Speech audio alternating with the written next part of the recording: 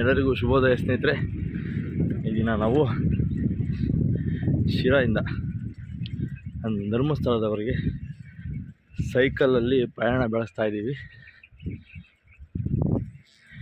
ಇದು ನನ್ನ ಜೀವನದಲ್ಲಿ ಹಲವಾರು ಬಾರಿ ಧರ್ಮಸ್ಥಳಕ್ಕೆ ಬಸ್ಗಳಲ್ಲಿ, ಟಿ ಟಿ ಗಾಡೀಲಿ, ಕಾರ್ಗಳಲ್ಲಿ ಹೋಗಿ ಬಂದಿದ್ದೆ.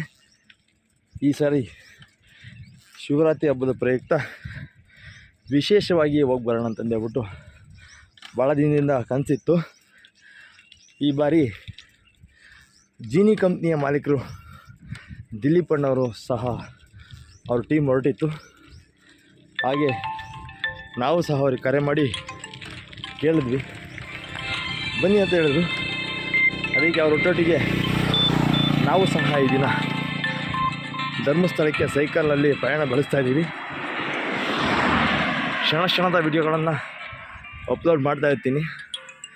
ಫಾಲೋ ಮಾಡಿ ಸ್ನೇಹಿತರೆ. ಧನ್ಯವಾದಗಳು.